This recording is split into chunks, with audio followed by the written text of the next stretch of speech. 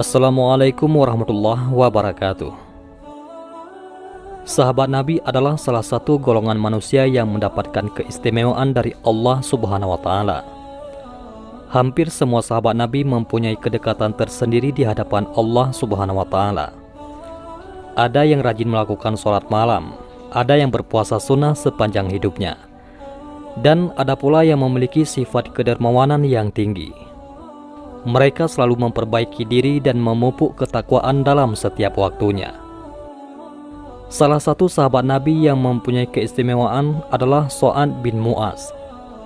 Ketika beliau wafat, Arasy berguncang menggambarkan suasana duka atas kematian manusia pilihan Allah Subhanahu wa Ta'ala.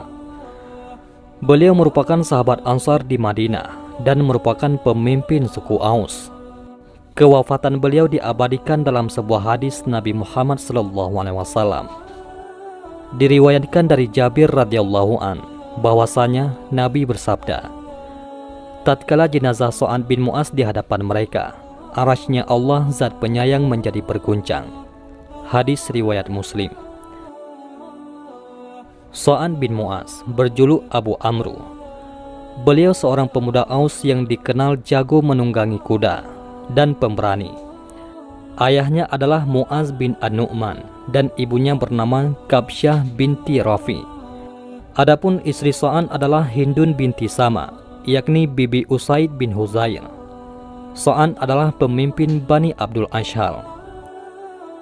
Pada saat duta Islam, yakni Mus'ab bin Umair berdakwah di Yasrib, yakni di Madinah, dan berhasil mengajak beberapa orang untuk beriman kepada Rasulullah SAW. Sa'ad tercengang. Ia langsung memerintahkan sahabat karibnya, yaitu Usaid bin Hudair, untuk menemui Mus'ab yang ketika itu bersama As'ad bin Zurarah, yakni anak bibi Sa'ad bin Mu'az, agar mau menghentikan aksinya. Namun, sesampai di tempat Mus'ab dan setelah berdialog dengannya, Usaid malah menyatakan keislamannya. Ia pun segera pulang untuk menemui Sa'ad dengan harapan agar Sa'ad juga dapat mengikuti jejaknya. Melihat keadaan Usaid yang raut wajahnya sudah tidak seperti ketika perginya, Sa'ad bertanya, "Apa yang terjadi pada dirimu?"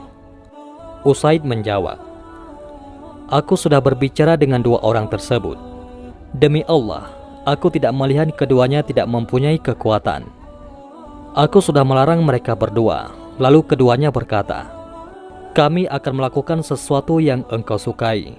Aku sudah diberitahu bahwa Bani Haritsah sudah menemui As'ad bin Zurarah untuk membunuhnya, karena mereka tahu bahwa anak bibimu telah menghinamu." Mendengar hal itu, Sa'ad bangkit dengan marah, mengambil tombaknya, lalu menghampiri As'ad bin Zurarah dan Mus'ab. Namun, tatkala Sa'ad melihat keduanya yang duduk tenang-tenang saja, barulah ia menyadari bahwa Usaid bermaksud mengakalinya agar dia bisa mendengar apa yang disampaikan mereka berdua. Dengan wajah cemberut, Sa'ad berdiri di hadapan mereka berdua, lalu berkata kepada As'ad bin Zurarah, "Demi Tuhan, wahai Abu Umamah, kalau bukan karena ada hubungan kekerabatan antara kita, aku tidak menginginkan hal ini terjadi. Engkau datang ke perkampungan kami dengan membawa sesuatu yang tidak kami sukai." Mus'ab berkata kepada Sa'ad, "Bagaimana jika engkau duduk dan mendengar apa yang aku sampaikan? Jika engkau suka terhadap sesuatu yang aku sampaikan, maka engkau bisa menerimanya. Dan jika engkau tidak menyukainya, maka kami akan menjauhkan darimu apa yang tidak kau sukai." "Engkau cukup adil," kata Sa'ad sembari menancapkan tombaknya dan duduk bersama keduanya. Lalu Mus'ab menjelaskan Islam kepadanya dan membacakan Al-Quran dari permulaan surat Al-Zukhruf. Kemudian Sa'ad bertanya, "Apa yang kalian lakukan tatkala dahulu kalian masuk Islam?" "Hendaklah engkau mandi, bersuci, dan mempersaksikan dengan kesaksian yang benar," jawab Mus'ab. Maka Sa'ad segera mandi dan bersyahadat, kemudian sholat 2 rakaat. Ia memungut tombaknya, lalu kembali menuju ke Balairung, yang di sana ada kaumnya. Setelah berdiri di hadapan mereka, ia berkata, "Wahai Bani Abdul Ashhal, "Apa pendapat kalian tentang diriku di tengah kalian?" Mereka menjawab, "Engkau adalah pemimpin kami, orang yang paling kami ikuti pendapatnya di antara kami dan orang yang paling kami percaya." Sa'ad melanjutkan, "Tak seorang pun di antara kalian, baik laki-laki maupun wanita, dilarang berbicara denganku sebelum kalian beriman kepada Allah dan Rasul-Nya." Belum sampai petang hari, tak seorang pun, baik laki-laki maupun perempuan di Bani Abdul Ashhal, melainkan sudah menjadi muslim dan muslimah. Sesudah itu, jalan hidup Sa'ad berubah. Mengabdi dan berjuang untuk Islam adalah pilihannya. Dalam waktu yang singkat, ia telah mengukir banyak momen-momen kepahlawanan yang luar biasa. Dalam perjalanannya, Sa'ad bin Mu'az pernah mengikuti peperangan beberapa kali.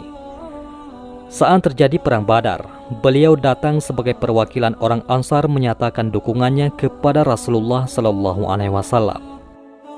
Pada saat perang Uhud yang dahsyat, beliau datang sebagai tameng Rasulullah Shallallahu Alaihi Wasallam menghadapi senjata tajam dari para musuhnya.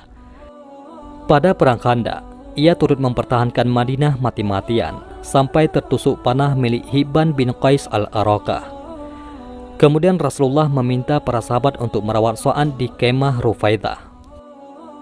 Dalam keadaan seperti itu, Sa'ad bin Mu'az berdoa kepada Allah Subhanahu wa Ta'ala, "Ya Allah, jika dari peperangan dengan Khandaq ini masih Engkau sisakan, maka panjangkanlah umurku untuk menghadapi orang Quraisy, karena tidak ada lagi golongan yang ingin aku lawan selain daripada golongan yang telah menganiaya utusanmu, mendustakannya, dan mengusirnya.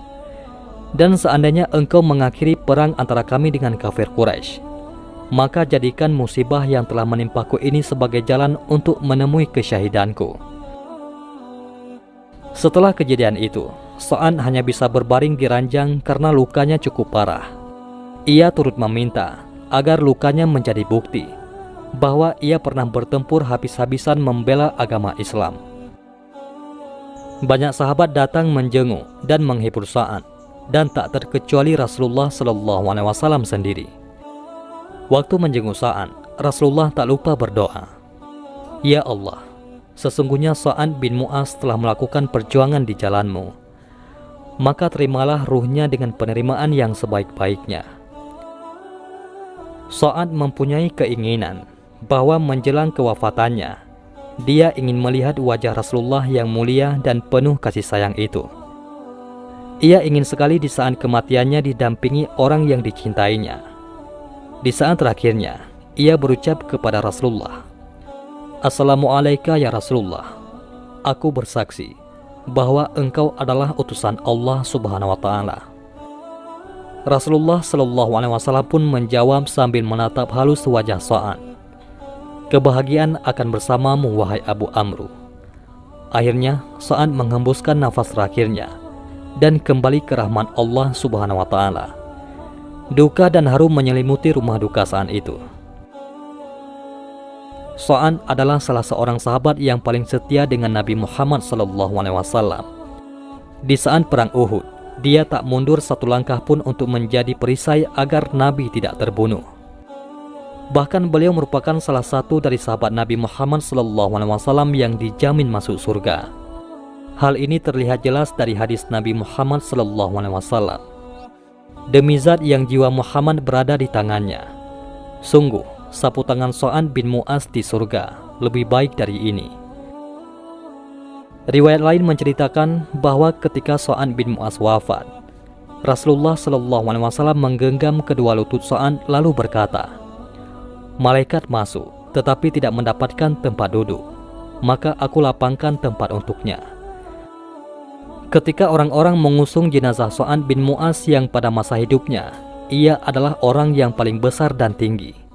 Salah seorang berkata, "Kami belum pernah mengusung jenazah yang lebih ringan daripada hari ini." Lalu Nabi SAW bersabda, "Jenazah Sa'ad bin Mu'az disaksikan 70.000 malaikat yang tidak menginjak bumi sama sekali." Riwayat Abu Naim dari Ash'ad bin Ishaq bin Sa'ad bin Abi Waqqas. Itulah kisah Sa'ad bin Mu'az, salah seorang sahabat Nabi yang begitu setia. Kewafatannya tidak hanya membuat Rasulullah Shallallahu Alaihi Wasallam takjub. Para malaikat pun ikut mengantar jenazahnya hingga Arasy berguncang karena bergembira menyambut kedatangan ruhnya. Semoga Allah meridainya dan kita dapat meladani perjuangan beliau. Wallahu a'lam bisawab. Mudah-mudahan bermanfaat. Assalamualaikum warahmatullahi wabarakatuh.